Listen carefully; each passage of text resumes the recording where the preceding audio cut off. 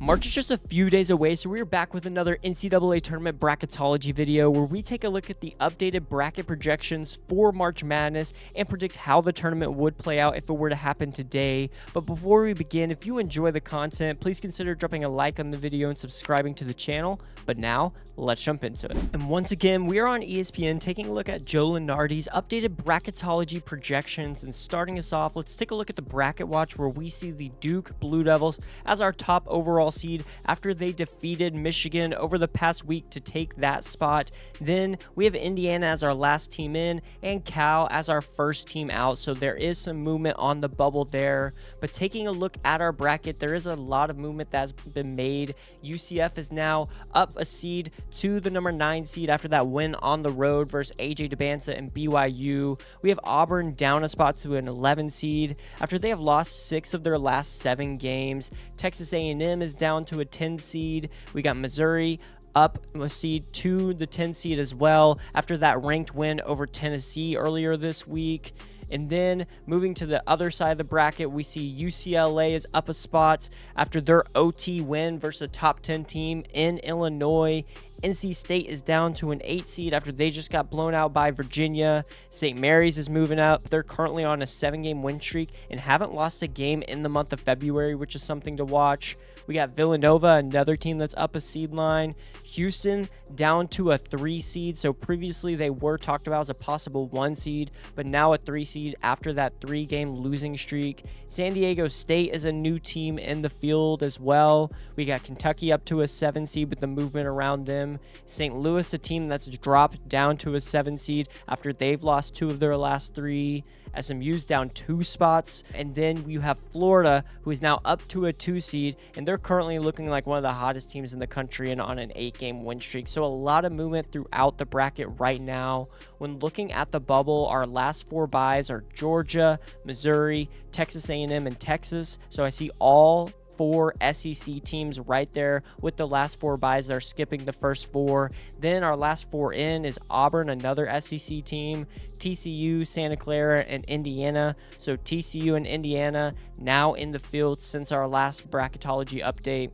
In our first 4 out, we got Cal, New Mexico, Ohio State, and USC. I think Ohio State and USC both dropped out of the field since our last update. And then in our next 4 out, we have VCU, Virginia Tech, Seton Hall, and Cincinnati, which Cincinnati being here is kind of crazy, but they are a dark horse right now to make it into the field after that recent win that they had at Kansas, which was really impressive, but they'll need to win out and make it deep into the Big 12 tournament if they want to make it into the field. And then lastly, for the multi-big conferences, you have the SEC with 11, the Big 10 with 9, ACC with 8, Big 12 with 8, Big East with 3, West Coast with 3, and Mountain West with 2. So the SEC on top right now, but as we saw, 5 of the teams in the last 4 in and the last 4 byes are SEC teams, so there could be a lot of movement there as well. But let's go ahead and jump into the bracket and make our predictions. All right, so starting off in the East region, we have Duke as our number 1 overall seed taking on Long Island. I don't think there's any question. I'm taking the Duke Blue Devils in this one. Too much talent that's just going to absolutely overwhelm the 16 seed in the first round.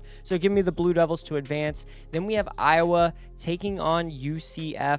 UCF, as I mentioned previously, they got that big win on the road at BYU, which was extremely impressive. They also have really good guard play, which I think is going to be crucial for them in March. You got Themis Folks, Riley Kugel, and then you have a guy like Jordan Burks, Jermichael Stillwell that can all really play. And I think Johnny Dawkins' team has been extremely impressive this season, a lot better than we thought from them out of the Big 12. And then you got an Iowa team that's consistently hovered around the back half of the top 25, top 30 rankings. KenPom actually has them up to number 23. And that's in large part due to Bennett Sturts and what he does for this team. I think Bennett Sturts just brings too much star power. I'm not going to be able to pick him to lose in this first round matchup. So I have the Hawkeyes advancing to the round of 32.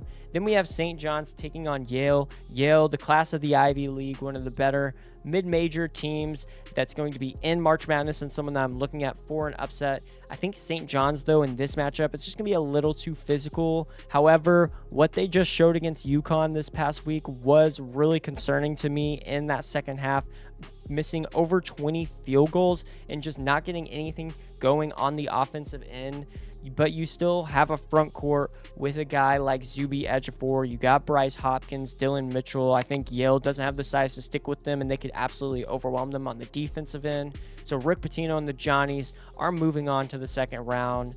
Alabama as the 4 seed going up against UNC Wilmington as the 13 seed. Alabama is definitely a team that could get upset in the first round just due to that drastic style of play and their tempo. If a team's able to slow them down, or if a team's able to get them to miss shots, and then this team can struggle. But what we just saw from them against Mississippi State and the amount of threes that they were able to hit without their star player LeBaron Philon was huge. Aiden Holloway is a big part of what they do. You also have freshman Amari Allen, who has been amazing so far this season and really big for the Crimson Tide, just like the weapons that Nate Oates' squad has. So I'm picking Alabama to move on.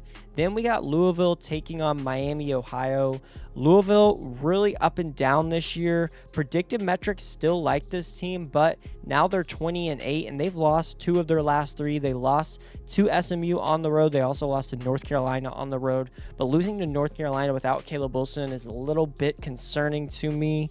You still have Michael Brown Jr., you got Ryan Conwell, so one of the better backcourts in the country, but they're really thin on the front court right now. Sanan Defru, if he gets in foul trouble, this could be interesting. And then you have a Miami, Ohio team that's the only undefeated team left in all of college basketball at 28-0. What they've been able to do has been really impressive. Peter Suter is a name that you need to know. The way he plays, I love it. You also have a guy in Brant Byers, Ian Elmer. They do have weapons. They are slightly on the smaller side, but Louisville's front court doesn't scare me too much. So I'm actually picking Miami, Ohio to get the upset and move on to the round of 32. And I think that miracle season at least gets one win in March right now with this matchup. Then you have Kansas taking on Austin Peay, and Kansas has to be the pick here. I know they've had a bit of a roller coaster of a season with Darren Peterson and the injury and whether or not he's going to play. But when he plays and if he can gel with this lineup, I truly do think Kansas has an extremely high ceiling. What we saw them do against Houston was really impressive. They were able to hand Arizona a loss as well. Just Kansas is one of those teams that I think is going to be capable of making a run. I really like this matchup that they have against Austin Peay. Next up, you got Utah State taking on Texas A&M. Buckyball was looking really good in the first half of the SEC portion of the conference play, but then has definitely stalled as of late. But also Utah State, believe they've lost their past 2 as well, so they're slowing down a bit out of the Mountain West. But I do think Utah State, I really like Mason Falslev. I think they have a little too many weapons compared to Texas A&M, and Texas A&M's front court doesn't really scare me that much, so I'm not concerned at all about the size mismatch if they have any. So give me Utah State to advance. And then Purdue taking on Wright State. Purdue wasn't able to get the win against Michigan State recently, but we do have Braden Smith, and he's not losing in the first round of the NCAA tournament in his last season with the Boilermakers. So I got Purdue advancing. Going back to the top of the second round, we got Duke versus Iowa. And I think Bennett Sturts would do all he could for Ben McCollum's squad in the Hawkeyes, but Duke just has too many weapons. Also, that defense that they showed against Michigan was really impressive. And if they can shut down guys like they did on the Wolverines, they definitely can shut down Bennett Sturts. Also have some really good perimeter defense, in my opinion, from the Blue Devils. So I think Duke advances to the Sweet 16 in this matchup. Then you got St. John's and Alabama, which would technically be a rematch from what we saw in the regular season, and Alabama got the best of St. John's. And honestly, before that last game for St. John's against UConn, I probably would have been picking the Johnnies, but what they did and that offensive inconsistency that they showed in the second half gives me a lot of concern, especially against a team like Alabama that can shoot the lights out of it. And also, this team is going to be going up and down, and you know they're going to score a lot of points, and I'm just not sure if St. John's can keep up right now. So I got Bama moving on to the Sweet 16, where they'll be taking on the Duke Blue Devils. Then we have Miami, Ohio against Kansas. I think this is where the run for Miami, Ohio ends. I believe they can get one win in the tournament. I'm not sure they can make a Sweet 16 with the matchups that they have here. Also, I think Kansas has Final Four potential. I do think Darren Peterson is going to show out in the NCAA tournament as long as he plays. So give me the Jayhawks. Then we have Utah State and Purdue.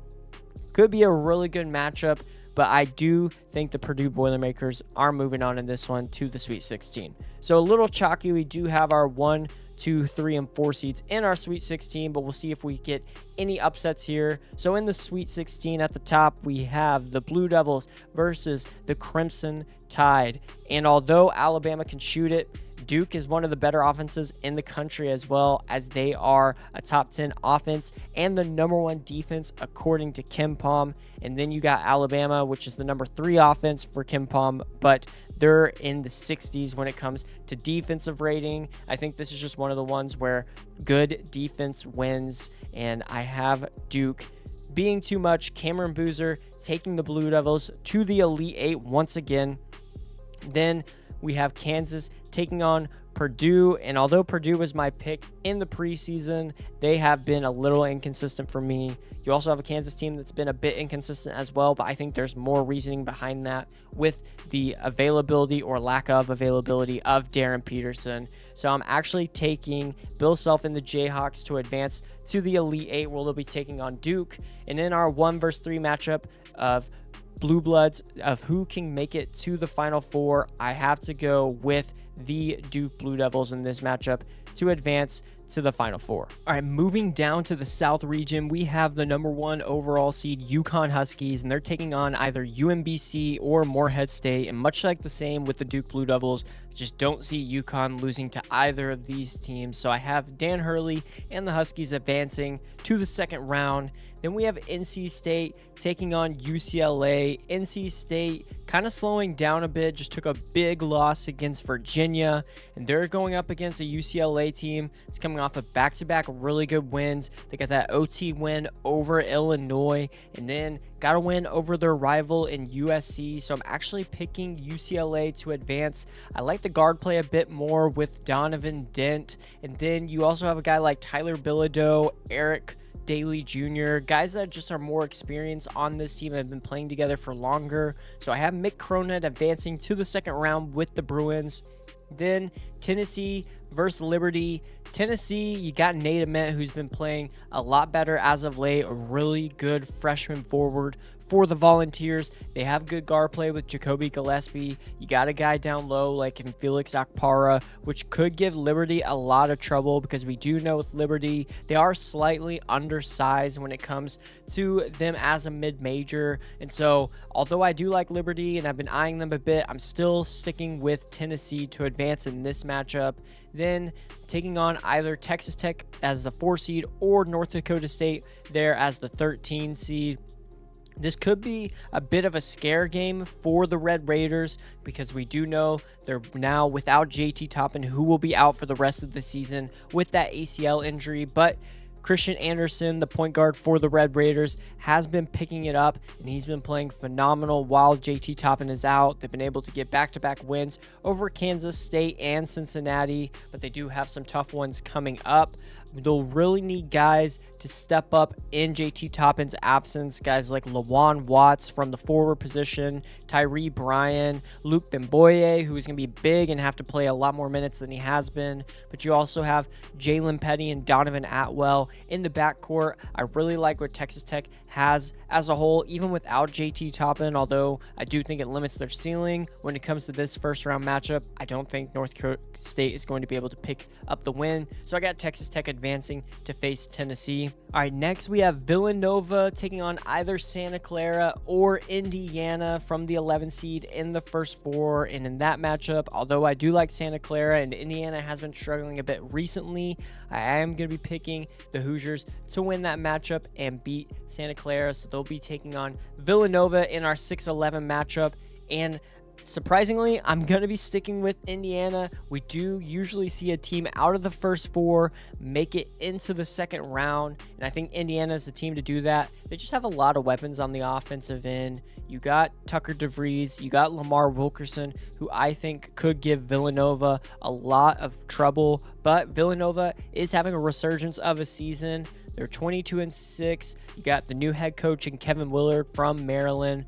And then they have really good pieces. Caden Lewis, freshman guard, Tyler Perkins, Bryce Lindsey, They got a good backcourt, but they're really undersized. I think Indiana could take advantage of that. So I'm still sticking with the Hoosiers to beat Villanova and advance to the next round, going up against either Houston or ETSU, and Kelvin Sampson's not losing in the first round. He's making it at least to the round of 32. So I got Houston moving on and beating ETSU in this matchup. Then St. Louis versus Texas. St. Louis, a team that has been really hot from the mid-majors ranks out of the A10, but has been struggling a bit as of late, lost 2 of their last 3, and they'll be going up against a Texas Longhorns team that really competed with Florida for much of that game. Although if you look at the final score, it doesn't look like it.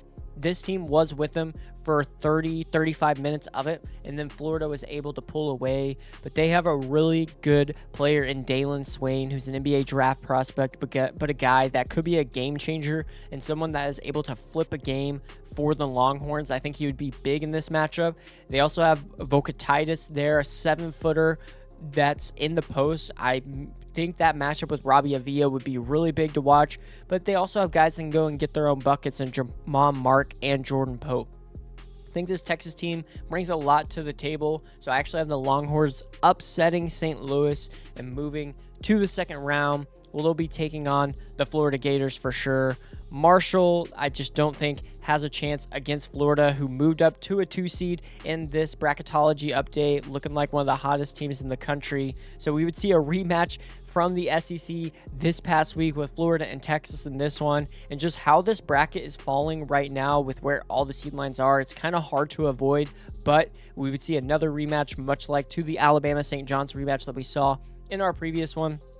Now, we have UConn versus UCLA as our first round of 32 matchup. Danny Hurley going up against Mick Cronin. And I do think UCLA has the talent to stay with UConn, especially if UConn plays like they have for honestly much of the Big East Conference play so far, where that defense hasn't stepped up. But the way that they were able to take control of that game with St. John's most recently and just absolutely shut them down in the second half, I think they're going to be able to do much of the same against UCLA. So I got UConn to advance, and I truly believe what Dan Hurley says. If Taurus Reed has a good game, this UConn team can go really far. But when Taurus Reed isn't playing his best, then I think that's when they're most vulnerable. But I really like, and I think Taurus Reed will be able to take advantage of this UCLA defense. Next, Tennessee up against Texas Tech. And now with Texas Tech without JT Toppin, this matchup gets much more interesting for me. With JT Toppin, I'd be picking the Red Raiders, but without him, I think I'm actually leaning Tennessee in this matchup. I like Nate Ament and the way he's been playing recently. I also think Felix Okpara could be really big for the Volunteers. I'm not sure Texas Tech would have much to stop them in the front court. Then we have Indiana against Houston. I think this is definitely where Indiana's run ends. If they face up against a team that has a defense like the Houston Cougars, they would have a lot of problems on the offensive end. So I have Kelvin Sampson advancing to the second weekend. And then Florida against Texas. I think Texas could stay with them, but with the way Florida's been playing as of late, I just don't know who's going to stop them. So I got Florida advancing to my Sweet 16. Then UConn taking on Tennessee. Taurus Reed versus Felix Okpara be a really good matchup. You also got a good matchup from the guards and Silas Demery Jr. and Jacoby Gillespie. Nate Ament would probably be going up against Alex Karabam, but I don't know if Tennessee's going to have answers for shooters like Braylon Mullins and Solo Ball for UConn. So I got the Huskies advancing to my Elite 8. Well, they'll be taking on either Houston or Florida, and in that matchup, I think Florida's front court would actually dominate. Houston's front court, I've mentioned this in previous videos.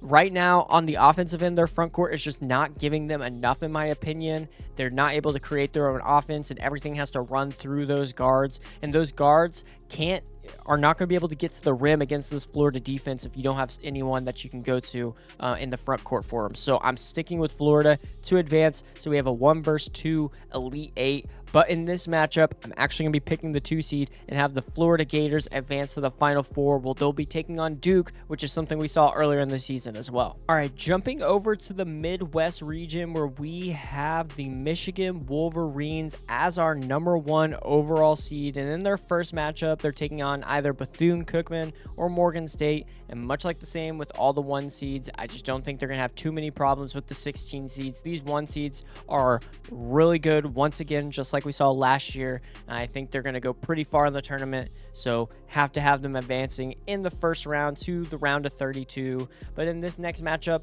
we got Miami taking on Georgia. Georgia, one of the better offenses in the country and really fast pace. The defense, however, isn't the best. They're actually around 80th in KenPom. Then you got a Miami team that's a lot more balanced, top 50 in both offensive and defensive efficiency according to KenPom. When it comes to this Miami team, really like what they have going in the front court, specifically with Malik Renew, who has looked like he has found himself there at the University of Miami under first-year head coach Jay Lucas. You also have guys like Trey Donaldson, True Washington in the backcourt, and then freshmen Shelton Henderson and Dante Allen. And then when you look at the Georgia team, you have Blue Kane, you have Jeremiah Wilkerson. I like both of those guys for the Bulldogs. But then they've been struggling a lot as of late. Have lost 6 of their last 9 games in SEC play after starting off really hot to the season and getting into the top 25. I just don't know if they're going to have the weapons to stay with this Miami team, who I feel like is one of the better teams in the country as of late, truly out of the ACC. They've had some really impressive results recently. Won 5 of their last 6, including a win over North Carolina, NC State back-to-back. I just really like what Miami's doing right now, so I'm going to have them beating the Bulldogs and advancing to the second round. Then we have Arkansas taking on South Florida. Mentioned it time and time again. I truly believe Arkansas is one of the more talented teams in the country. I believe that Darius Acuff is a legitimate guard in college basketball and one of the better players in the sport, and I think he can lead this team far in the NCAA tournament. And I really wish this South Florida team was going up against just about anyone else on that 5 seed line, because this is a team I really like out of the American. Brian Hodgson has this team rolling right now, winners of 6 straight. Isaiah Nelson, a name you need to know out of the American, probably going to win American Player of the Year. They also got Joseph Pinion, CJ Brown, and Wes Enos there and from the guard position. Honestly, just a great team as a whole there for the Bulls. And I think this would be a really good matchup. We saw South Florida go to Alabama and compete with them, and obviously Alabama and Arkansas played really close. But I am going to be sticking with the Razorbacks. I think the talent is going to be too much. I do have concerns with their depth, but I don't think that's going to give them too many issues in the first round of the tournament. So give me Arkansas to advance in this one. Then Virginia against High Point. High Point would be back in the tournament once again, just like last year was a really hot upset pick to pick last year. But Virginia, man, this team up to 14th in KenPom. They're 24th in offensive efficiency, 15th in defensive efficiency. Just do a lot of things right. I love what this team does on the defensive end. And then you have a beast down low in Tice DeRitter. You also have guys on the wing that can score in Jakari White, Malik Thomas, and then you got your point guards in Dallin Hall and Chance Mallory. Just a lot of different weapons on this Virginia team for Ryan Odom to go to. I think they would be a little too much for High Point in this matchup. Then we got North Carolina taking on Auburn or TCU. In the Auburn or TCU matchup, believe it would be really back and forth. Auburn has really 2 stud players in Keyshawn Hall and Tahad Pettiford.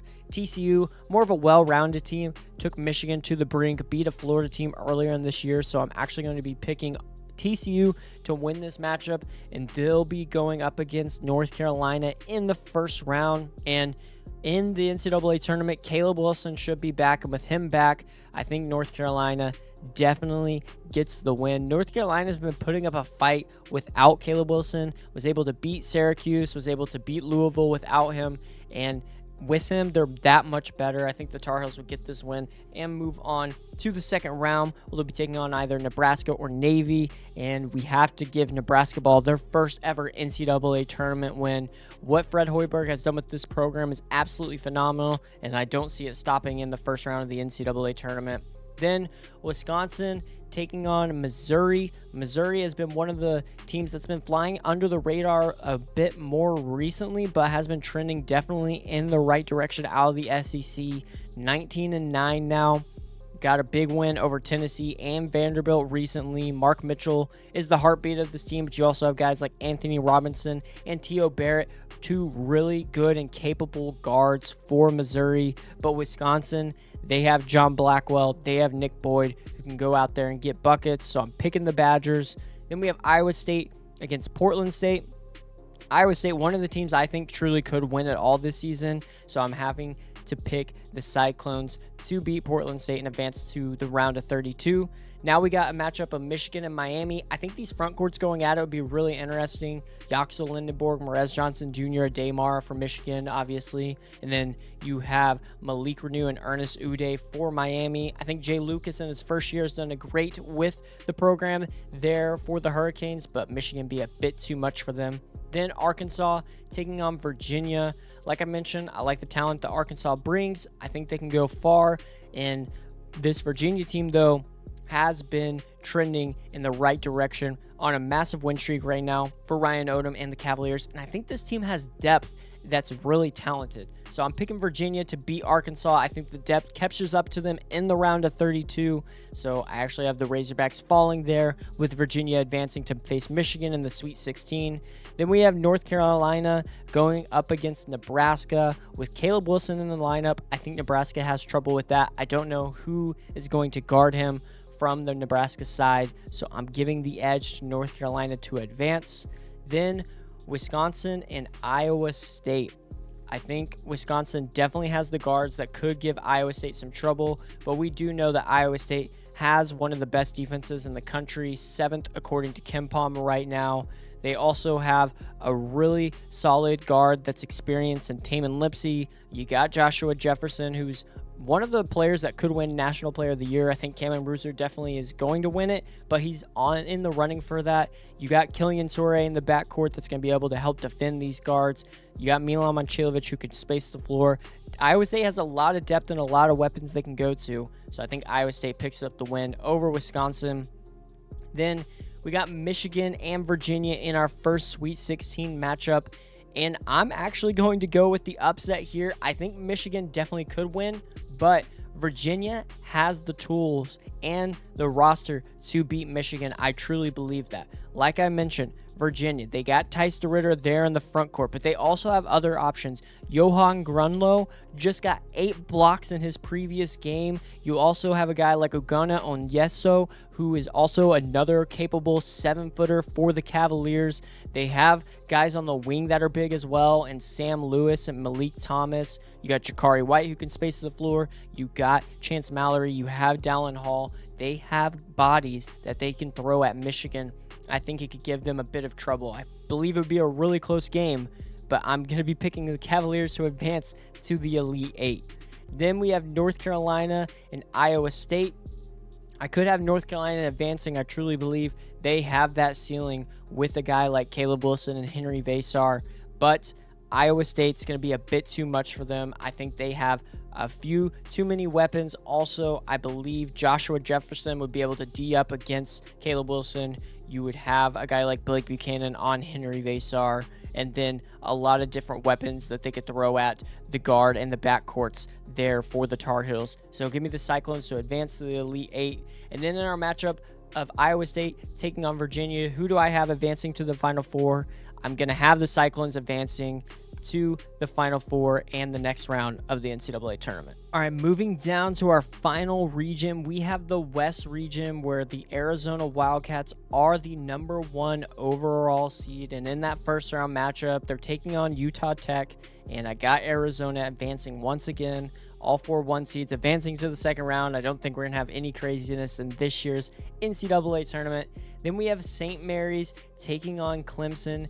Clemson has been struggling a bit as of late out of the ACC, down to 41st in KenPom with their current 4-game losing streak. They lost to Duke, but then they lost to Virginia Tech, Wake Forest, and Florida State. Biggest issue with Clemson so far this season, especially on the offensive end, is I don't know who they have that they can go to time and time again that's able to get them a bucket. But then when you look at St. Mary's, they got a guy in Paulius Morauskas, who I continue to shout out, 6'8" forward for them that's able to do a lot of different things. You also have a guy like Mikey Lewis from the guard spot. We saw what he did last year for the Gales. He has an even bigger role for them. They're on a big win streak, hasn't lost in the month of February yet. And so I don't think that starts here. We got St. Mary's advancing to our round of 32 over Clemson. Then in our next matchup is where we see Vanderbilt taking on Belmont. Now, this is a matchup that I think Belmont actually could take advantage of. So let me explain. Belmont is number 1 in effective field goal percentage. They're number 1 in 3-point percentage. They're number 5 in 2-point percentage. The biggest issue that I have with Belmont is their positional size. They're not really that tall anywhere. Starting big man Drew Charnowski, 6'9". They also have another guy in Sam Orme who's 6'9". So really not a whole lot of size. 6'9" is not the smallest, but you also don't have the biggest guys either. Then you go up against a Vanderbilt team, though, that isn't necessarily known for its positional size either. Vanderbilt's starting center is Jalen Washington, who's 6'10". Then they go Devin McLaughlin, who's 6'7". So Belmont goes 6'9", 6'9". Vanderbilt's going 6'10", 6'7". I think Belmont, size-wise, is going to be able to compete fine. They also just shoot the lights out of the ball. Vanderbilt has been sliding a bit as of late, lost 2 of their last 3. I actually like this matchup for Belmont. I'm picking them to move on to the round of 32 and upset Vanderbilt and Mark Byington in the first round. Then you got Michigan State taking on Stephen F. Austin. Stephen F. Austin, another team that I've been looking at for an upset watch, but Michigan State has been too good this season, too consistent under Tom Izzo, and time again, when I'm a bit concerned about their offense, they show out, they show what they can do. Just won a close game against Purdue. They've beat Ohio State and UCLA previously, so trending in the right direction right now. I think Tom Izzo gets it done and moves on to the second round. Then we have BYU taking on San Diego State, who is new into the field for this bracketology update. I liked San Diego State in the preseason, felt like they had a lot of pieces that could do a lot of good things, but haven't been as impressed with them so far throughout the season. Then you got BYU, who obviously is suffering because of the Richie Saunders injury, who is going to be out for this NCAA tournament for the Cougars. But you have a guy like AJ DeBanza that can will you to win, and I think he does just that in this matchup. Then Gonzaga taking on UC Irvine. Gonzaga, a team that definitely struggled with that upset loss to Portland, but they're still 11th in KenPom, top 23 in both offensive rating and defensive rating. The Braden Huff injury definitely scares me. Someone that I think could just not come back this season for the Zags, and if that's the case, this can be a big blow for him. If Braden Huff is in the lineup, I completely think differently of Gonzaga and what their ceiling is. But with everything and with the way it looks, I'm actually thinking that Braden Huff's not going to be in it. So in this one, I'm projecting he's out, but I still think they're able to get past UC Irvine. So I got him advancing to the second round. Then you got Kentucky versus SMU. Kentucky and SMU are both kind of struggling a bit recently. SMU just has been sliding back and back when it comes to the seedings. Lost 2 of their last 4 to Syracuse and Cal, 2 not so great losses, but they did get that big win against Louisville. Then you have a Kentucky team that, man, it just seems like, again, they have all the talent in the world, but they're just not able to put it together. They've lost 3 of their last 4, lost to Florida, Georgia, and Auburn, but then were able to pick up a win in their most recent game over South Carolina.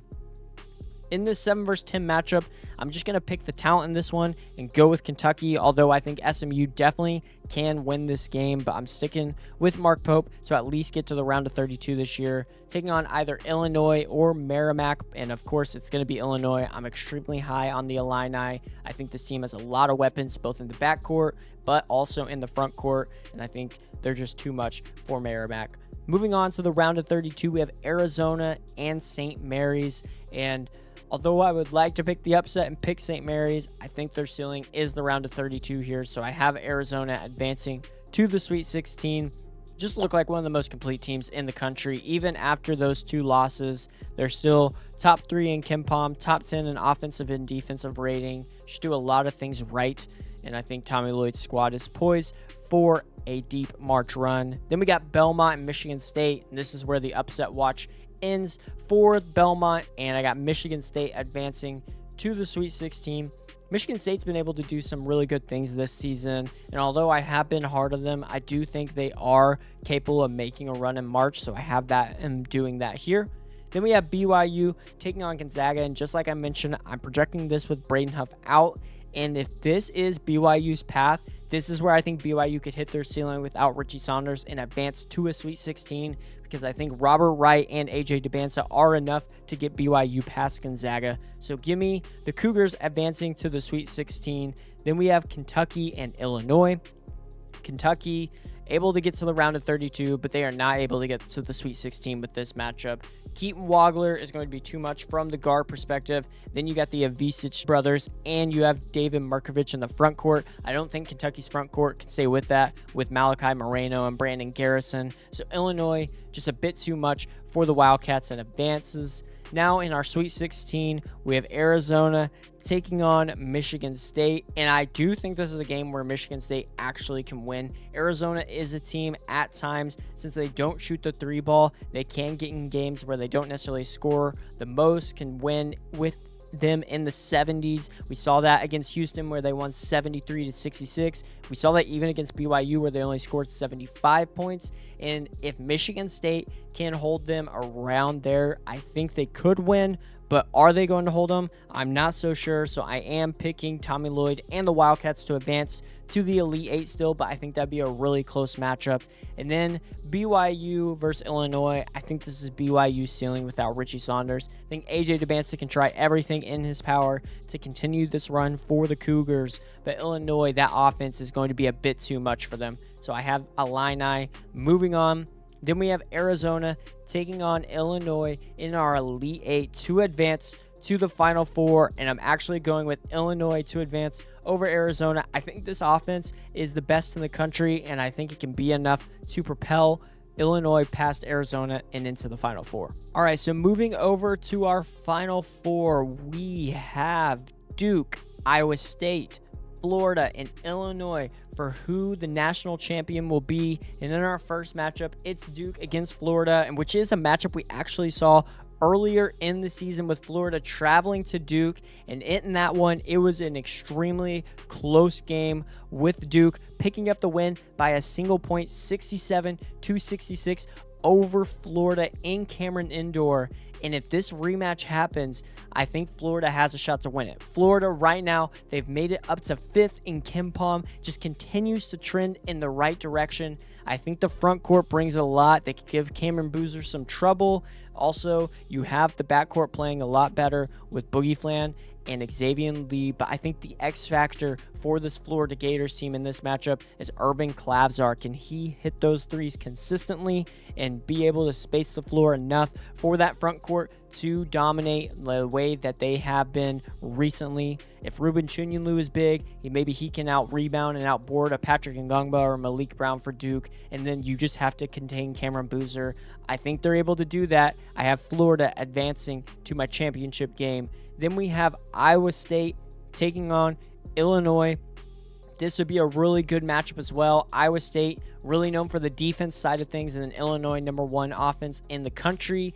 And I'm actually going to be going with Illinois to advance in this one. I think Brad Underwood has put together an amazing team there at Illinois this season. You got Keaton Wagler, who looks like one of the best freshmen in the country and has played himself into a lottery pick in this year's NBA draft. You have David Markovich, you got Andrea Stojakovic, Kylan Boswell, you got the Avicic brothers, Ben Hummerhouse, Jake Davis. This team is deep and can go to a lot of different guys, but can also score in a lot of different ways. They can score from the perimeter, they can get buckets down low with that front court, get to the mid-range as well. They like to facilitate and pass. I just think Illinois does a lot of things right, and it could give Iowa State some trouble on the offensive end. So give me Illinois And then in our Florida versus Illinois matchup, this would be one of the best matchups, I think, all season long. I hope this happens sometime in the NCAA tournament because I really want to see this game. I think Florida's front court, again, has just been dominating. Ruben Chinyonlu is a double-double machine. Alex Condon, as of late, has been putting up some big numbers for the Gators. I mentioned the backcourt. And then, oh yeah, we have Thomas Houck, who is their best player, who hasn't even been doing the most because everyone around him has just stepped up. It's been awesome to see from Todd Golden's squad. I think they're capable of repeating, and I'm going to have them repeating once again. Florida Gators win the national championship this season if the bracket and the tournament were to happen today. But that wraps it up for today's video. Let me know your thoughts on this week's bracketology update and predictions in the comments down below. What would you have done differently in these bracket predictions? Also, if you enjoyed the content, please consider dropping a like on the video and subscribing to the channel. Stay tuned for more March Madness content, and I'll see you in the next one.